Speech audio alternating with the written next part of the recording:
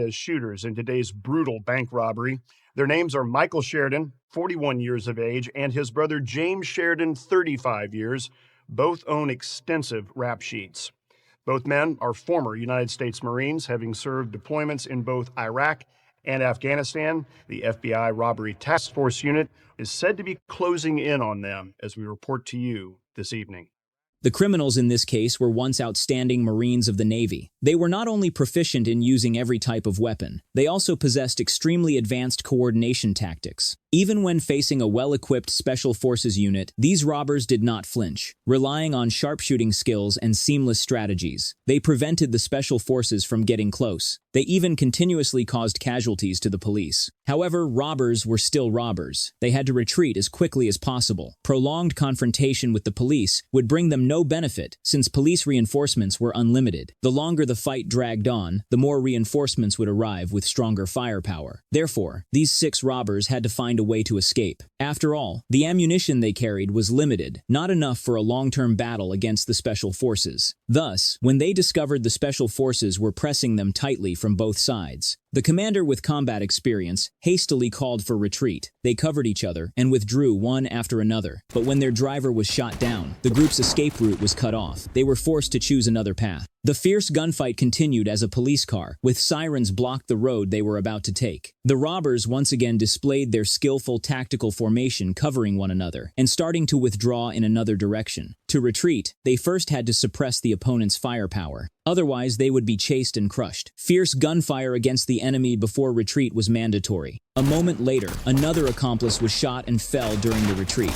Seeing his comrade collapse, the commanding robber immediately switched his rifle to his left hand. His right hand held a pistol to continue returning fire. He both provided cover and loudly called another accomplice for support. After another breathless gunfight, the 3 remaining robbers finally escaped the battle and ran to a street behind. They hijacked a car parked by the roadside, forced the driver out, and jumped inside. They stepped on the gas and sped off, breaking through the police blockade. Even though there were many police cars chasing and blocking the road, the robbers who escaped were clearly 2 veterans with combat experience. With seamless coordination, they once again repelled the pursuing police. They switched to another car and got out of the blockade safely. But did they really escape successfully? Not necessarily, because when they stormed into the bank, there were many witnesses inside. Not only customers, but also quite a few bank employees. All of them were witnesses. Although they all wore masks, they had conversed many times with the bank manager. It was difficult to ensure that their voices would not be identified by experts. Among them was a female employee who recognized the voice of the commanding robber and secretly glanced at him again. Because of this, the police began a thorough investigation that very night. The Federal Bureau of Investigation even dispatched Special Agent Frank from Washington to take charge of the case. After all, a large-scale robbery involving automatic weapons and a prolonged shootout with special forces was very rare in the United States. When Frank and the FBI agents began interviews, they inevitably questioned the bank employees. When asked about the female employee who secretly looked at the robber, "Guns. All I saw was guns. I mainly just kept my head down. I didn't want to make eye contact." Meanwhile, the robbers who survived the heist had taken their injured comrade to the house of their liaison. The robber supporting the wounded man was Jamie. Behind them was Jamie's brother-in-law. Unhappy with the liaison shouting noisily, the brother-in-law punched him to the ground. The appearance of the police seemed very strange. The moment they left the bank, the special forces were already present. This made people inevitably suspect that someone had tipped off the police. The liaison was Bill. He swore it was not him who leaked the information. Jamie and his brother-in-law listened to Bill's explanation and realized Bill was innocent too. Right now, they had a more urgent task to handle, which was to launder the stolen cash as soon as possible. Who could process such a large amount of money at once? Bill actually had this connection. I can think of that might be able to move that much weight. It's Nazi.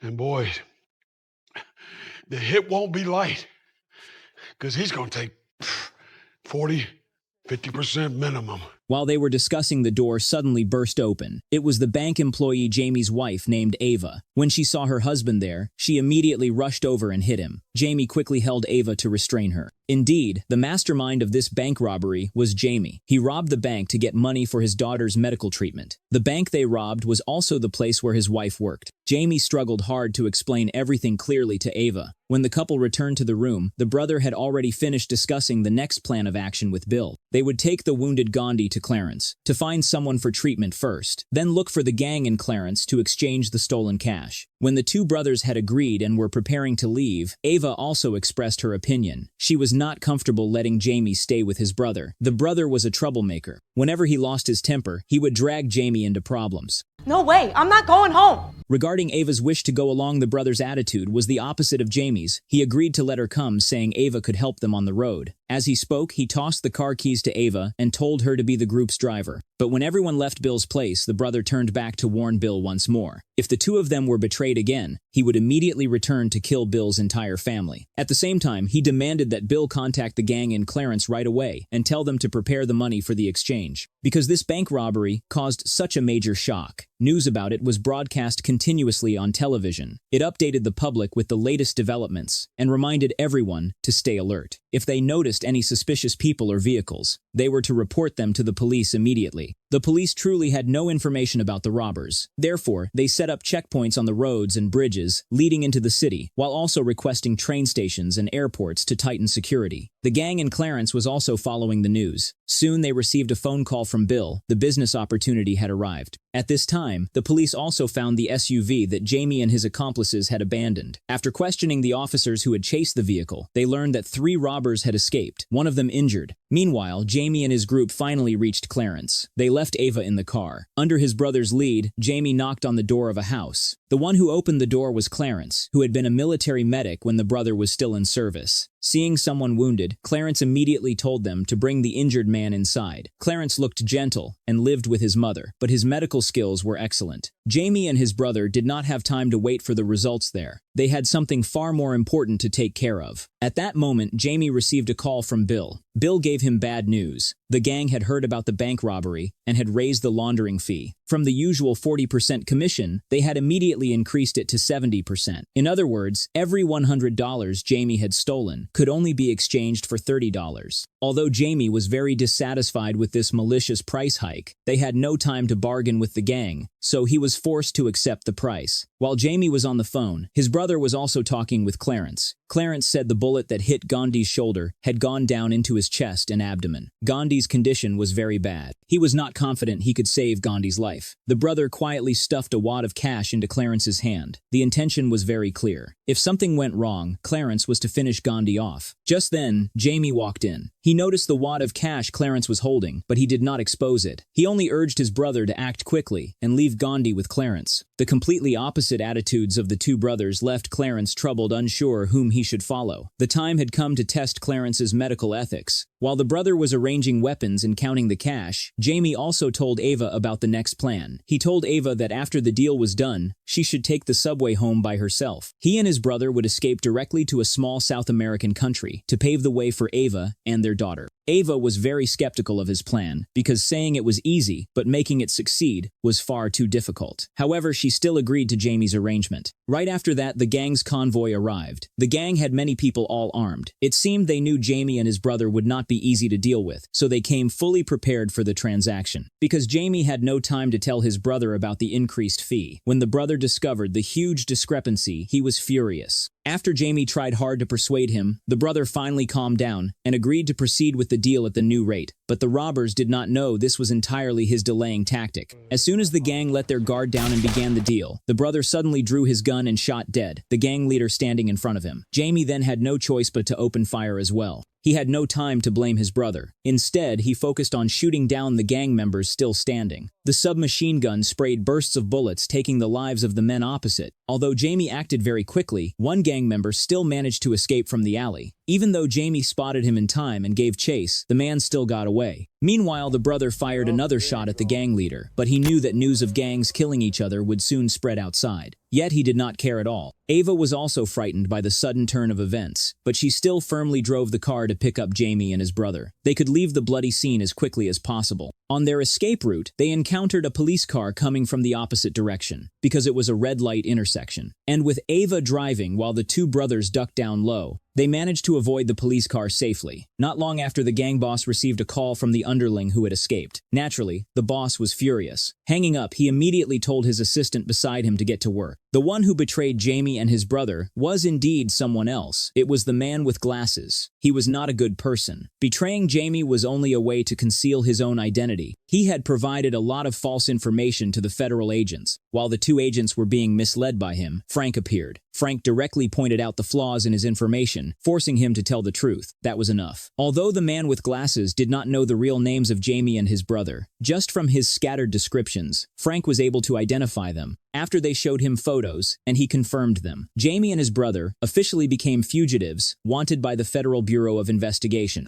Not only that, but they also traced the clues to uncover Ava's identity, who worked at the bank. Because Ava's brother had once been Jamie's comrade in the military. When issuing the warrant, the police also instructed duty officers to be fully armed with weapons and ammunition. They had all witnessed the combat strength of Jamie and his brother. They were certainly formidable men, able to take on 10 at once. Jamie, his brother, and Ava quickly returned to Bill's place. Seeing Gandhi on the sofa, the brother was slightly stunned. Clarence had said he might not survive yet. Unexpectedly, Gandhi had been treated well, and his spirits were stable. When Bill learned that Jamie and his brother had killed the entire gang, he too was shocked by the outcome. He bluntly said that the two brothers had brought on a huge disaster. The gang leader they had killed was no ordinary man. He was the younger brother of the gang boss. But since the man was already dead, fear was useless. Moreover, the two brothers were about to flee to South America. No matter how powerful the gang was, they might not be able to find them. However, Jamie truly had been harmed far too many times by his brother. Many times, it was precisely because of his recklessness that things became more complicated. Therefore, Jamie spoke to his brother with very cold words. Once they successfully escaped, they would go their separate ways and never see each other again. Hearing Jamie's heartless words, the brother felt great pain. He could not help but argue with Jamie. Just as the two brothers began bringing up old grievances and fighting, the door suddenly burst open. A group of armed gang members stormed in. It was the gang that had dealt with Jamie. They did not know the names or whereabouts of the brothers, but they knew Bill. Unexpectedly, they had intercepted Jamie and his brother here. Bill was just about to explain something when the half-faced leader blew his head apart. Right after, Jamie was also knocked unconscious by the gang members. At this time, the Federal Bureau of Investigation also made a major breakthrough. They had identified Jamie and his brother. The pasts of both men were exposed, and even Ava's past was thoroughly investigated. The next step was to study how to locate and capture the brothers. A police officer informed them that someone had discovered the body of the gang boss's younger brother. The murder case occurring once again caught Frank's interest because it was far too coincidental. In Ava's cries, Jamie and his brother woke up from unconsciousness. The three of them, together with Gandhi, had been tied up in various ways. Although the brother quickly tried to rub the rope on his wrist, he was bound to a pillar and had no idea about the rope's condition. The situation for all four was dire. Before long, the gang boss arrived. This man had a powerful presence. Even though the dead man was his own younger brother, he still appeared very calm.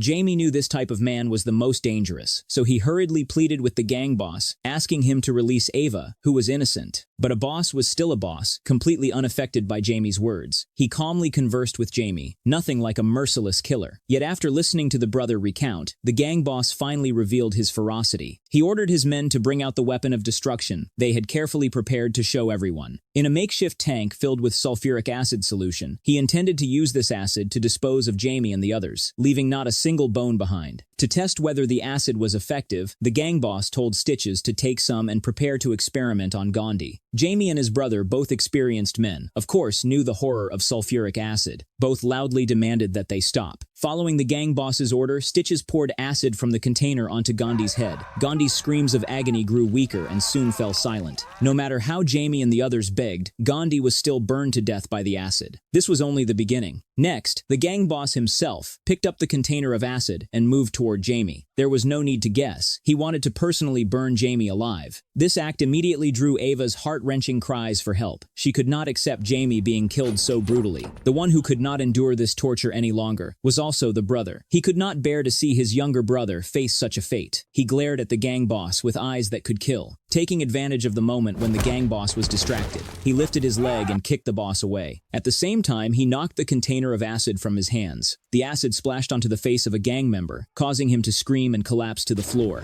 The brother mustered his strength and tore through the rope binding his hands. He lunged at a gang member holding a shotgun, then quickly aimed the barrel at the distracted gang boss. The first shot he fired struck the boss in the thigh, then he fired again. This shot severed the rope, suspending Jamie. Jamie fell to the ground, his fighting strength fully unleashed. Even though his hands were still bound, he was able to use his shoulders and arms to strike enemies with deadly blows. The brother controlled the shotgun, still searching for targets to fire upon. Under the brothers' courageous fighting, before long, no gang members were left standing. While Jamie untied Ava, the brother walked up to the gang boss and aimed the shotgun at his head. After muttering a few words, he pulled the trigger and blew the gang boss's head apart. Although they had killed the boss and several of his men, that did not mean the three of them were safe. After all, this was still the gang's territory, so they had to escape quickly. Otherwise, the remaining forces of the gang could easily take their lives. The brothers quickly picked up the weapons from the floor, then led Ava out of the holding room. The three fought their way through and soon made it to the main road. The brother once again took on the responsibility of the elder. He told his younger brother to take Ava and go ahead while he would cover them both. The federal agents, on their way to the crime scene of the gang boss's younger brother, heard a report of a gunfight on the radio. They immediately changed course toward the reported location. Just after separating from his brother, Jamie and Ava ran into the arriving police. Ava did not want Jamie to open fire on the police, nor did she want him to be shot dead by them. So she begged Jamie to lower his weapon and surrender. Jamie was unwilling, but he did not want Ava to worry, so he obeyed the police orders. He quietly placed his weapon on the ground, then revealed the pistol hidden at his waist and placed it down as well. Even when Jamie thought he had no way out and accepted capture, the officer reported Jamie's arrest back to command. Frank and the others, upon hearing the news, became excited and sped up toward the scene. At that moment, another officer arrived. When he was about to handcuff Jamie, the brother suddenly appeared. He did not care who his target was. As long as it was someone who posed a threat to him and his family, he would not hesitate to pull the trigger. So the brother, once again, saved his younger brother. He then stuffed a mini police walkie-talkie into Jamie's hand and told his brother and sister-in-law to keep moving. By then, the federal agents had arrived. They were immediately struck by the bullets fired from the brother's gun. Although he did not hit the agents, he gave Jamie and Ava more time to escape. After that, the brother was relentlessly pursued by the federal agents. The combat strength of these agents was truly no joke. At first, to ensure his younger brother and Ava could get away safely, the brother kept firing to draw the pursuers. But soon after, he realized just how formidable the federal agents really were. As he ran through the alleys with all his strength to escape, the federal agents still managed to stay close behind, impossible to shake off. Again and again, no matter how the brother tried to hide, he could not escape their pursuit. In the end, the brother was shot.